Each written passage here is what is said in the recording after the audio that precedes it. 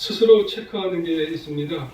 코로나 자가진단 키트 이런 것들이 이제 우리에게는 이제 있습니다.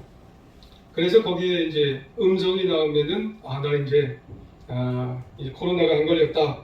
그래서 우리는 이제 안심을 하게 되는 거죠. 그런데 중요한 것은 코로나만 이제 이런 것을 검출할 수 있는, 진단할 수 있는 그런 것이 있는 게 아닙니다. 신앙생활에서도 자가진단 키트와 같은 것들이 이제 있어요. 언제 사용하고 어떤 것들이 있냐면은 내가 정말 구원받았나 라고 하는 것을 이제 알게 되는 것인데, 이런 것이 의심이 되면 이걸 사용할 수 있어요. 신앙의 자가진단 키트라고 하는 게 과연 뭘까? 여러분 궁금하시죠? 신앙의 자가진단 키트라고 하는 것은 바로 사도신경입니다. 여러분, 사도신경이라고 하는 것은 성령 강림 후에 성령 충만함을 받은 이 사도들이 초대 교회 성도들에게 이제 그걸 전하기 위해서 예수님이 말씀하신 것들을 다 집약한 거예요. 다 집약하고 또 정리해서 고백적인 신앙 내용으로 이제 축소해서 여러 줄을 이제 만들어 놓은 것이 그것이 사도신경입니다. 근데 그 사도신경이 이제 기독교 신앙의 핵심과 같은 것입니다. 그래서 이 사도신경을 초대교회 때부터 지금까지 많은 사람들이 그리스도 신앙생활에 있어서 잘 활용을 하는 거예요. 그래서 세례를 받을 때 세례 문답용으로 사용을 하는 것이고, 또 예배 때는 신앙 고백으로 오늘도 우리가 고백을 했어요. 그리고 올해에도 아주 수도 없이 아마 신앙 고백, 사도신경을 여러 번씩 이제 고백을 하게 되었을 거예요. 그러면 이렇게 사도신경이 활용되는 중요한 이유가 뭘까? 그것은 바로 내가 구원받았나, 이걸 내가 확증하고 고백을 하는 거예요. 이 사실이 사도신경을 통해서 확인될 수 있기 때문에 그런 겁니다, 여러분. 내가 왜 매날마다, 매번마다, 예배 때마다 이 사도신경을 고백해야 하나, 여러분 궁금하셨을 거예요. 사도신경이라고 하는 것은 나의 이 구원을 고백하는 거예요. 사도신경을 고백하면서 그 하나하나 이제 조목조목을 이제 고백하며 믿는 겁니다, 여러분. 그냥 시작하면서 쭉 끝까지 아멘, 그럴 때까지 쭉 암송하는 거 자랑하는 게 아니에요. 진심으로 내가 고백할 수 있느냐, 그거를 내가 사도신경을 고백하는 거예요. 그러면서 나는 믿음의 사람이라고, 나는 구원받은 사람이라고, 이걸 고백하는 게 그게 사도신경입니다. 그걸 다 고백하게 되어지면 나는 참 그리스도인이시고 나는 참 하나님의 자녀가 된다 라고 하는 게 이게 사도신경이에요. 그럼 의심할 필요가 없는 거예요. 뭐를 잘 고백하면 된다고요? 사도신경만 잘 고백해도 나는 구원받은 사람, 나는 참 하나님의 사람, 자녀라고 하는 것을 의심할 필요가 없다고 하는 것이에요. 근데 문제가 뭐예요? 우리가 신앙생활을 처음 하게 될 때, 그때 처음부터 사도신경 모든 것이 믿어지는 사람이 사실 별로 없어요. 아마도 신앙생활을 처음 시작할 때 보통 이런저런 대목에서 아마 다 걸려지게 될 거예요. 이건 그래도 좀 믿을 것 같은데, 이거는 정말 안 믿어지는 거야. 이런 식으로 긍정하기도 하고 또 부정하기도 하고 의심을 갖기도 하고. 근데 그 중에서 가장 많은 사람들이 걸리게 되는 것이 과연 뭘까? 사람마다 다 여러 부분에서 걸릴 수가 있지만은 그래도 대부분 많은 사람들이 걸려지는 게 어디일까요? 이는 성령으로 잉태하사 동정녀 마리아에게 나시고 라고 하는 그런 부분이 아닌가 생각이 드는 거예요. 왜 그럴까요? 이가 뭘까요? 예수님이에요.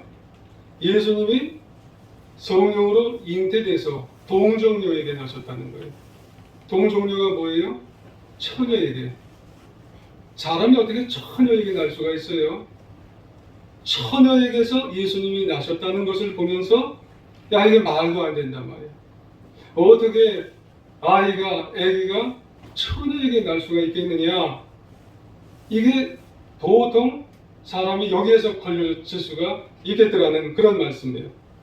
그래서 믿지 못하는 사람들, 말하기 좋아하는 사람들을 보면은 예수님 이거 사생아 아니냐 이렇게 생각이 들 수도 있다는 거예요. 예수님 이거 뭐 신화 얘기하는 거 아니야?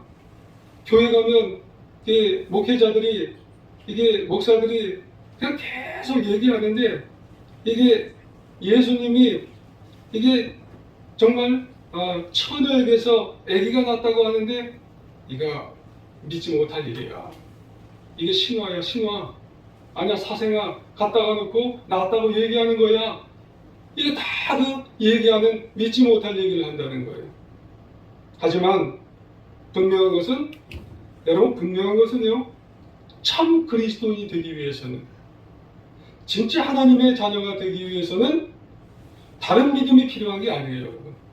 반드시 예수님은 동정녀의 몸에서 탄생하신 믿음이 나에게 있어야 되는 줄 여러분 기억하셔야 될 줄 믿습니다. 그렇다면 우리는 지금 어떠느냐는 거예요. 지금 이 자리에서 2022년도 오늘 12월 25일 오늘 예배를 저와 여러분 같이 드리시는데 우리가 예수님 정말 이 처녀의 몸에서 나신 걸 내가 믿느냐고 하는 말씀이에요. 예배 드릴 때마다 신앙 고백을 할 때마다 정말 문자 그대로 나는 믿으시냐고 하는 그런 말씀이에요. 아멘이시죠? 여러분 아멘이시면 다행이에요. 근데 믿으면 이 고백을 하면서도 이게 긴지 민지 긴가민가 그렇게 생각을 하시면은요 여러분 해결하셔야 된다는 말씀이에요.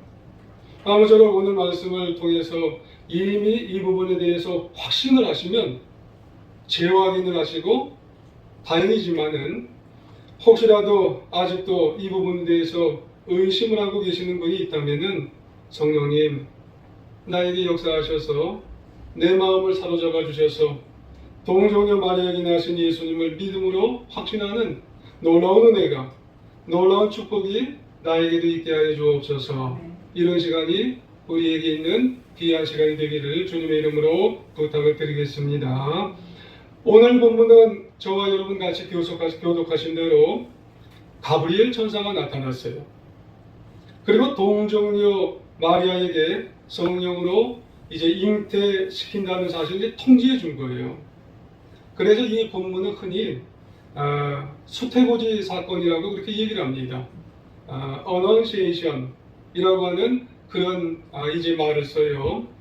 이 사건을 전능하신 하나님께서 역사하신 초자연적인 사건이라고도 얘기를 해요. 그러면 동정녀 사건에 대해서 우리가 한번 이제 성경 말씀을 쭉 한번 같이 한번 살펴볼 거예요. 하루는 가브리엘 천사가 이스라엘의 갈릴리라고 하는 마을에 마리아를 찾아온 거예요. 가브리엘 천사가 여러분 누군 줄 아시죠? 하나님과 인간 사이에 하나님의 메시지를 전달해주는 메신저 천사예요. 가브리엘 천사는 좋은 천사예요.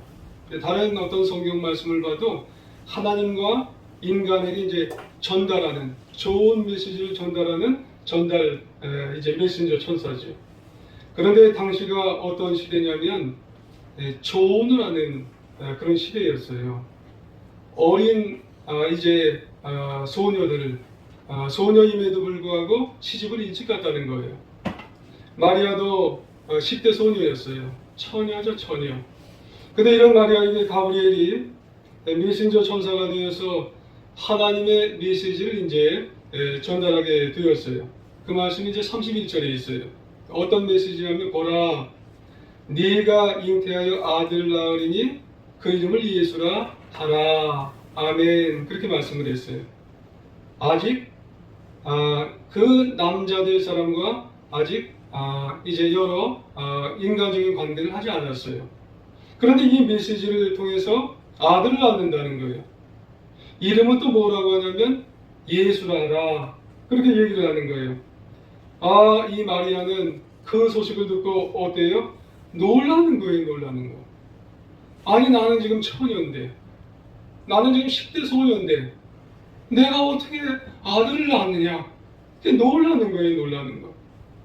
그때 이 마리아는 굉장히 놀랐어요. 당황을 했어요. 어찌할 바를 모르게 된다는 말씀이죠. 게다가 두려운 거예요. 뭘 보면 알 수가 있냐면 34절 한번 보면 마리아가 천사에게 말을 했어요. 나는 남자를 알지 못하니 어찌 이런 일이 나에게 있습니까? 이렇게 말씀을 하는 거예요.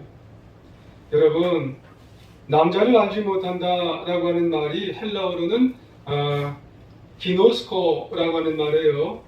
이게 히브리어로는 창세기 4장 1절에 있는 야다라고 하는 그런 말이에요. 여러분이 야다라는 말의 의미는 뭐냐면 알기는 아는데 어떻게 하냐면 경험적으로 하는 거예요. 경우에 따라서는 동침을 해서 안다는 거예요. 근데 지금 마리아가 난 모른다는 거예요. 그러면은 난 동침한 적이 없다는 그런 말이에요. 그러니까 본문에서 이 마리아는 요셉과 약혼하기 전이니까 나는 요셉과 동침한 적이 없나이다 라고 하는 그런 말이에요. 난 남자를 몰라요. 나는 요셉과 동침한 적이 한 번도 없어요. 이런 말을 누구에게 한 거예요? 가브리엘 천사에게 한 거예요. 여러분, 이런 분위기를 잘 알기 위해서는 어떻게 한 거예요? 그 당시 이 이스라엘의 결혼 풍습을 알면 알 수가 있어요. 고대 이스라엘의 결혼 풍습은 3단계랍니다. 첫 번째는 약정. 약정의 단계가 있대요. 약정은 어느 단계냐면 아주 어렸을 적에 부모님이 아주 꼬맹이 때에 이제 어린 아이를 보고 야, 네 딸 나에게 주라. 그래? 그러면 네 아들 내 딸하고 결혼시키자. 그런 약정의 단계가 있다는 거예요.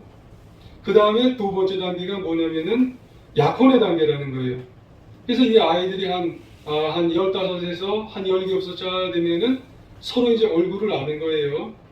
그러면 본인의 동의로 장성한 이후에 결정하는 단계예요. 그 기간이 결정하면은 대개 1년 정도의 시간이 흐른다는 거예요. 단 법적으로는 이 단계도 부부의 단계라는 겁니다. 하지만 절대로 동거하지 못한다는 겁니다. 철저하게 순결을 지키는 단계가 이 약혼의 단계예요. 혹시라도 이 기간에 어떤 문제가 생기게 되면은 마을 사람들에게 중간에 끌려가게 된답니다. 그리고 거기서 돌에 맞아 죽어도 아무 말을 못한다는 거예요. 그리고 세 번째가 뭐냐면 이제는 성인이 돼서 결혼하는 단계, 이제 부부로 살아도 되는 거예요. 거기서는 동거를 해도 상관이 없는 단계예요. 그런데 문제가 뭐예요? 지금 이 마리아는 두 번째 단계예요. 약혼한 상태예요. 이스라엘에서 공인된 상태예요.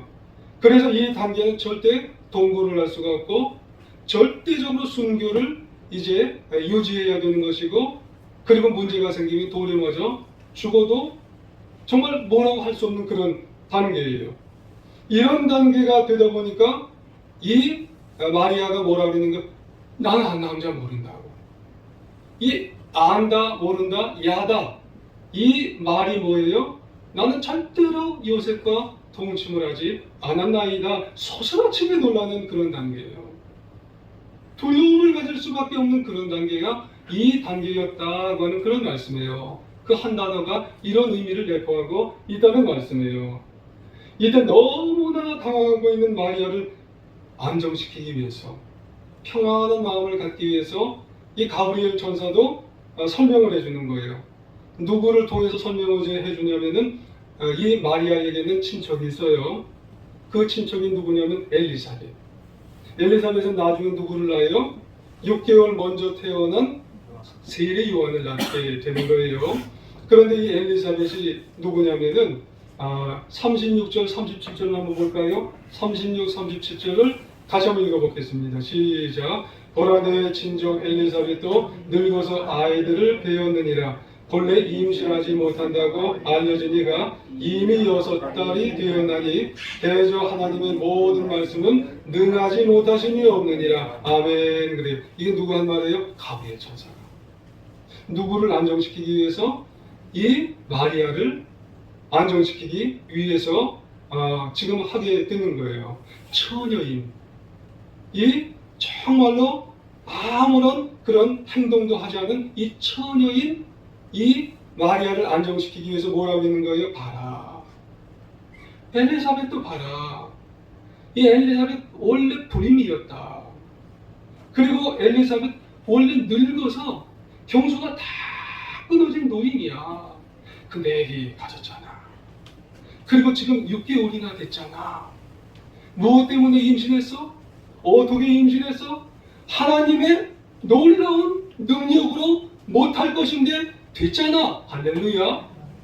이 엘리사벳이 이렇게 된 것을 너는 보면은 하나님께서 처녀인 네 몸에 그렇게 잉태한 것을 너는 마음의 평안을 가질 수 있는 거야. 그러면서 가브리엘 천사는 친절하게 엘리사벳을 들어서 하나하나 설명을 해주면서 마리아의 마음의 평안과 안정을 줄 뿐만 아니라 이 마리아의 마음에 있는 의심을 이제 벗어나게 하게 되는 것을 여러분이 성경을 통해서 우리의 마음에 믿음의 그런 모습을 가질 수 있도록 해주시는 거예요. 물론 이 엘리사벳의 잉태는요, 엘리사벳의 잉태가 누구예요? 세례 요한의 잉태는 예수님의 잉태와는 차원은 달라요. 그렇죠? 사람을 잉태하는 것과 만군의 예수님을 잉태하는 것과는 차원은 다른 거예요. 하지만 사람이 포도에 몰렸을 때 여러분 이 마리아가 어땠을까요? 그런 사람도 아기를 갖는데 대단하다. 정말 대단하다. 경수가 끊어지고 그리고 불임인 사람이 정말 하나님의 능력으로 아기를 갖는데 대단하네. 이런 생각을 갖게 되는 거예요. 그러면서 그럼 나도 가능성 있네. 이런 정말로 처녀라도 하나님이 임하시면 가능성 있네. 이런 생각을 가질까요? 가질 수 있어요. 그러면서 나에게도 그런 전능하신 능력을 하나님이 일으킬 수 있는 거야. 그래 맞아. 사람으로는 불가능하지만 전능하신 하나님으로서는 천지를 만드시고 기적을 수도 없이 일으키신 하나님, 그리고 인간을 만드신 하나님이, 나를 만드신 하나님이 아기를 만드실 거는 얼마든지 가능하지 않을까? 이런 생각을 하는 거예요. 그래서 마리아는요, 가브리엘 천사로부터 말씀을 듣고 마침내 믿음으로 결단하고 순종하여서 38절에 같이 읽어볼까요? 38절 시작. 마리아가 이르되 주의 여정이오니 말씀대로 내게 이루어지다음에 천사가 떠나니라. 할렐루야. 그래서 이 예수님이 처녀의 몸에서 성령으로 잉태가 되셔서 나시게 되는 줄 여러분 아셔야 될 줄 믿습니다. 그렇습니다. 예수님은 동정녀의 몸에서 전능하신 하나님의 능력으로 성령의 능력으로 잉태가 되셔서 이 세상에 오시게 되었다는 사실을 여러분 우리도 믿음으로 받으시고 믿음으로 나신 줄 믿고 예수님은 여러분 우리에게 이는 성령으로 잉태하사 여러분 우리에게 오신 줄 믿고 예수님이 이 세상에 우리에게 오신 예수님, 처녀의 몸을 통해서 오신 예수님인 줄 믿고 여러분 나아가시는 인생을 승리하는 우리 모두가 되어야 할 줄 믿습니다. 그렇다면 동정녀 잉태하신 예수님의 의미가 뭘까요? 예수님 하나님께서 동정녀의 몸으로 이 세상에 오셨는데 그 의미가 뭘까요? 성육신이죠. 한마디로 하나님께서 인간이 되신 사건이에요. 그러니까 하나님의 아들 예수님이 인간이 되기 위해서 처녀 마리아의 몸을 빌리신 것은 동정녀 탄생인데, 그런데 이 사건은요 벌써부터 구약 성경에 예언을 해주셨어요. 창세기 33장 15절에 보면은 이런 말씀이 있어요. 내가 너로 여자와 원수가 되게 하고 내 후손도 여자의 후손과 원수가 되게 하리니 여자의 후손은 네 머리를 상하게 할 것이요 너는 너의 발꿈치를 상하게 할 것이니라. 아멘. 그랬어요. 여러분 여기서 너로 여자의 원수가 되게 한다 그랬는데 여기서 너가 누구냐면 사탄입니다. 사탄과 여자의 후손이 이제 원수가 되는 거예요. 왜 그러냐면 여자의 후손이 누굴까요? 여자의 후손이 예수님이에요. 동정녀의 몸에서 타신 예수님을 이제 여자의 후손으로 가리키게 되는 거예요. 그러면은 사탄 그리고 여자의 후손으로 태어나신 예수님 서로 이제 원수가 되는 거죠. 그러면 이 예수님이 동정녀의 몸에서 태어나신 예수님이 이제 발꿈치를 이제 상하게 한다는 말이 나오는데 그 말이 뭐냐면 십자가에서 고난 당하신다는 말씀이에요. 그가 뱀의 머리를 상하게 할 것이라는 말도 있는데 그게 뭐냐면은 십자가의 승리를 통해서 사탄이 패배한다는 그런 말씀이 이제 벌써 구약의 예언이 되는 거예요. 또 있어요. 이사야 7장 14절에 보면은 그러므로 주께서 친히 징조를 너희에게 주실 것이라. 보라 처녀가 잉태하여 아들을 낳을 것이요 그의 이름을 임마누엘이라 하리라. 그래요. 징조가 이제 나타난다는 거예요. 벌써부터 구약 시대 때 하나의 이제 암호 쌓인 것 같아요. 처녀의 몸을 통해서 인간이 된다는 것은 어찌 보면 우리가 이성적으로는 불가능한 말인 거예요. 그런데 그런 일이 생기는데 그가 바로 누구였냐면 하나님의 아들 예수님이 벌써부터 이제 구약 시대 때 창세기를 통해서 그리고 이사야를 통해서 예언이 되는데 그런데 그가 어디에서 나타난다고요? 처녀 몸에서. 처녀 몸에서 이제 나실 것을 예언이 된다는 말씀이에요. 그러면 하나님의 아들이신 예수님께서 이렇게 처녀 몸으로 오셔야 될 이유가 뭐냐라는 거예요. 그것은 죄의 오염을 막기 위해서 처녀 몸을 통해서 잉태가 되는 거예요, 여러분. 여러분 만약에 예수님이 처녀 몸을 통해서 오시지 않고 인간관계를 통해서 오시게 되면 여러분 문제가 발생해요. 무슨 문제가 발생하냐면 예수님도 죄를 짓고 오셔야 되기 때문에 그런 거예요. 그래서 꼭 처녀 몸을 통해서 하나님의 능력으로 성령의 능력으로 처녀 몸을 통해서 인간관계를 하지 않고 꼭 처녀 몸을 통해서 오셔야지만이 여러분 이 죄의 문제를 죄의 오염을 해결하고 이 세상에 오신다라고 하는 그런 이유가 여기 있는 거예요. 좀 어려울 수도 있죠. 하지만은 그것이 바로 가브리엘 전사나 이 창세기나 이 이사야를 통해서 우리에게 해주시는 말씀은 꼭 처녀 몸을 통해서 오셔야 죄의 오염을 해결해 주신다는 그런 말씀입니다. 자 그러면은 이렇게 해서 인간으로 오신 예수님은 구체적으로 어떤 일을 하실까? 세 가지가 있어요. 간결하게 말씀드리면 첫 번째로 가장 기본적이고 중요한 것은 죄를 안 입고 오셨기 때문에 십자가의 대속을 우리에게 이제 해주실 수가 있다는 겁니다. 사실 우리는 아담으로부터 우리가 어떤 죄를 가지고 있어요? 원죄를 가지고 있어요. 그리고 매일매일마다 우리는 스스로 자범죄를 가진 죄인들입니다. 그래서 우리는 누구나 그 죄로 인해서 예외 없이 죄를 지었기 때문에 우리는 죽을 수밖에 없어요. 로마서 6장 23절에 보면 죄의 삭은 사망이라고 했어요. 우리는 다 죽습니다. 원죄를 통해서 자범죄를 통해서 죄가 있는 사람은 다 죽게 돼 있어요. 그래서 성경이 말하는 죽음, 사망은 영적인 사망, 영적으로 죽어요. 육적인 사망, 육적으로도 나중에 어떤 사람은 80대에서 90대에서 더 일찍도 다 죽어요. 그리고 영원한 사망, 천국을 못 가요. 죄가 있는 사람은 다 천국을 못 가요. 그러니까 인간은 모두 죄값으로 반드시 다 죽게 되어 있어요. 죄 있는 사람은 다 죽게 되어 있어요. 하지만 하나님께서는 우리 인간을 사랑하여 주셔서 예수님을 십자가의 피로 죽게 하셨어요. 단 중요한 것은 예수님은 하나님의 능력으로 성령의 능력으로 잉태하셨어요. 누구에게 잉태하신 처녀의 몸으로 죄를 갖지 않고 이 세상에 잉태하게 하셔서 죄의 오염이 없이 세상에 나오셨기 때문에 죄의 많은 우리들을 대속할 수 있는 거예요. 구원하실 수 있는 거예요. 그래서 동정녀에게 오신 예수님의 가장 중요하고 가장 우리에게 귀한 사역이 뭐냐면 십자가의 대속의 은혜로 우리를 용서해 주실 수가 있다고 하는 말씀입니다. 쉽게 말씀드리면 그런 겁니다. 예수 그리스도를 믿는 자마다 누구나 다 우리가 의인이 될 수 있는 거예요.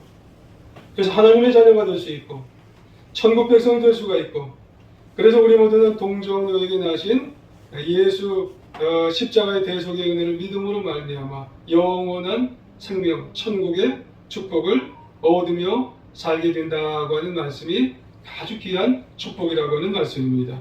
두 번째로 인간으로 오신 예수님께서 하신 일이 뭐냐면 우리를 동정해 주시는 보호자가 되셨어요. 그렇습니다. 예수님이 아무리 인간으로 오셨어도 그냥 하나님의 아들로 하나님의 본체로 계신다면은 인간 편에서 전혀 공감대를 갖지 못해요. 예수님께 감히 하나님께 예수님께 다가갈 수가 없습니다. 그런데 예수님은 우리와 동일한 인간으로 오셨어요. 단 뭐만 없어요? 죄가 없어요. 처녀의 몸을 통해서 잉태해서 우리에게 나셨기 때문에 예수님은 죄가 없이 오셨어요. 그런데 예수님은 인간으로 죄 없이 오셨기 때문에 우리 인생에 오셔서 모든 인생고를 다 겪으셨어요. 그러니까 우리가 친밀하게 예수님과 공감대가 형성이 되는 거죠. 그래서 우리를 위해서 동정해 주시고 우리를 이해해 주시고 우리를 가엾게 여겨주셔서 우리의 보호자 역할을 하실 수가 있다는 말씀입니다. 그렇다면 예수님을 한번 살펴볼까요? 예수님은요, 세상에 오셔서 가난한 목수의 아들로 오셨어요. 자라나셨어요. 그러다가 아버지 요셉이 먼저 돌아가셨어요. 편모스라에 자랐어요. 그러니까 그 당시 가장 역할을 하셨어요. 그리고 또 이제 공생애 전에 여러 가지 일들을 하시다가 공생애 하시면서도 머리 둘 곳 없으셔서 이곳저곳 다니시면서 식사도 잠도 본인의 집도 없이 다니시면서 세상에 여러 가지 일들 가운데 이제 마치 어떻게 보면은 가서 얻어먹으셨어요. 또 사람들에게 조롱도 받고 핍박도 받고 마침내는 고통과 이제 수치의 십자가에 매달려 죽으셨어요. 그러고 보면은 아무리 우리가 세상에서 고통을 많이 겪는다 해도 예수님보다는 더 수치와 고통을 당하지는 않았을 것 같아요. 그렇기 때문에 예수님은 우리의 형편과 처지와 마음까지 다 아시는 분이에요. 그래서 우리는 예수님께 친근감을 가지고 우리가 예수님께 스스럼 없이 다가가는 거예요. 그래서 우리의 고통과 어려움을 예수님 앞에 다 이제 내어놓을 수가 있다는 거죠. 그렇습니다. 동정녀에게 나신 예수님, 인간으로에게 나신 예수님에게 우리는 이런 분이시기 때문에 우리는 다 모든 것을 말씀드릴 수가 있는 겁니다. 아무쪼록 우리가 인생 지치고 힘들 때 예수님께 나아가 위로와 도움을 받아 승리할 수 있는 그런 모습이 왜 그러냐면 우리 보호자시기 때문에 그런 겁니다. 세 번째로 인간으로 오신 예수님이 하신 일은 뭐냐면 우리 인생의 모델이 되는 겁니다. 여러분, 우리가 구원을 받고 하나님의 자녀가 되는데 꼭 필요한 게 뭔 줄 아세요? 우리가 인생 살아가는 믿음이 필요해요. 근데 믿음만이 우리가 필요한 게 아니라 또 하나가 있어요. 우리는 우리 인생 살아가는데 모델이 필요합니다. 모델이 있어야 우리가 남은 인생 그 모델을 바라보고 살아갈 수가 있는 거예요. 근데 안타깝게도 세상 모델은 불완전해요. 그렇기 때문에 우리가 참 하나님이시고 참 인간이신 예수님만이 우리의 모델이 되는 거예요. 그러므로 모든 면에서 예수님을 닮아가면 가장 행복하고 가장 아름다운 인생을 살아가게 되는 거죠. 근데 예수님이 우리의 모델 되어 주신다는 거예요. 가장 완벽한 우리의 모델. 인간으로 오셨지만 완전한 신이시고 완전한 인간이시기 때문에 하나님은 안 보이세요. 예수님은 보이거든요. 그 예수님을 바라보면서 우리가 남은 인생 모델로 살아갈 때 우리 인생이 성화되는 것이고 영화되는 것이고 승리하면서 살아가는 우리 인생의 모델이 누구예요? 예수님이 되신다고 하는. 그래서 우리의 인생 속에 아기 예수님으로 오셨지만 우리의 평생의 모델은 예수님으로 이 세상에 오셨다고 하는 말씀입니다. 요즘 사람들 중에는 반려동물을 키우는 분들이 많이 계세요. 그런 반려동물을 기르는 분들을 보면은 그 반려동물이 여러 종류가 많아요. 근데 그 반려동물 침대에도 같이 자기도 하고요. 뭐 차에도 같이 이제 앞에다가도 놓기도 하고 가족처럼 지내는 분들이 굉장히 많아요. 그런 분들 중에 어떤 분들 들은 이야기도 제가 있어요. 근데 그 반려견이 죽었어요. 너무 슬픈 거예요. 주위 사람들이 자신은 슬픈데 별로 슬퍼하지 않아서 시험에 들었던 그런 사람이 한 분 계시다는 이야기 들었어요. 정이 들면 충분히 그럴 만도 하겠다 그렇게 생각이 들어요. 그런데 만약에 그 슬퍼하는 사람에게 강아지가 그렇게 사랑스러운가요? 강아지가 그렇게 그리우신가요? 그러면서 그렇다면 이렇게 얘기하면 어떨까요?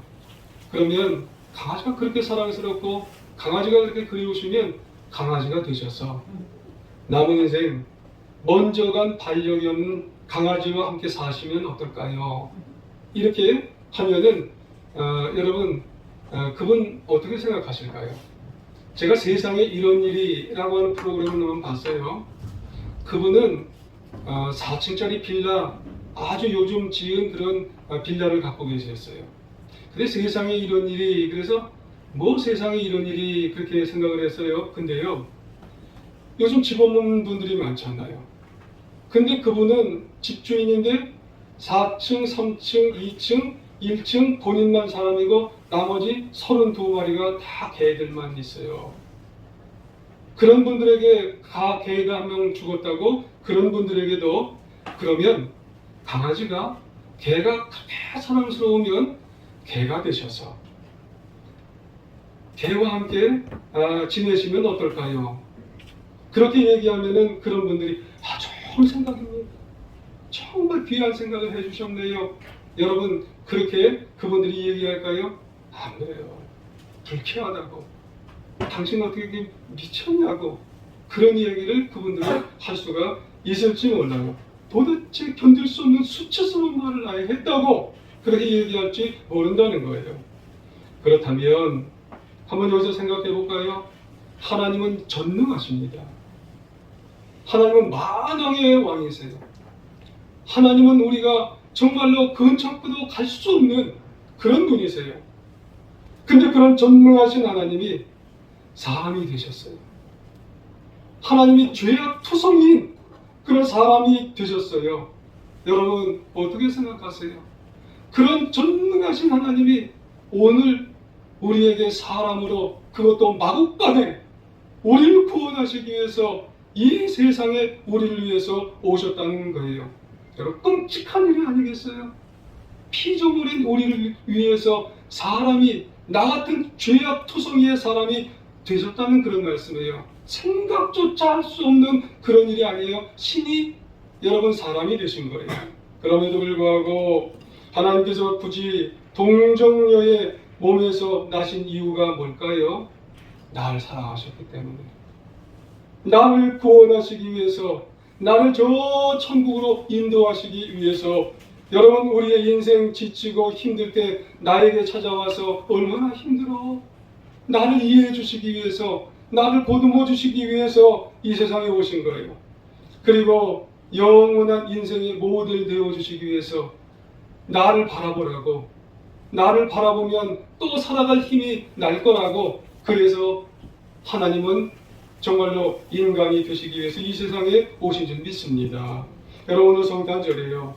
여러분 분명히 하나님의 아들 예수님께서 세상에 오신 걸 여러분 믿음으로 고백하셔서 이는 예수님은 성령으로 잉태하사 동정녀 마리아에게 죄 없는 분으로 이 세상에 오신 것을 분명히 믿고 죄의 오염이 없이 피하신 죄 없으신 예수님께서 인류를 나를 구원하시기 위해서 성탄의 축복으로 오신 것을 분명히 확신, 감사, 감격하시고 예수님을 더 가까이에서 내가 마음으로 의지하셔서 남은 인생 정말 예수님으로 여러분 승리하여 남은 인생 승리하는 귀한 인생 다 되시기를 간절히 주님의 이름으로 축원합니다.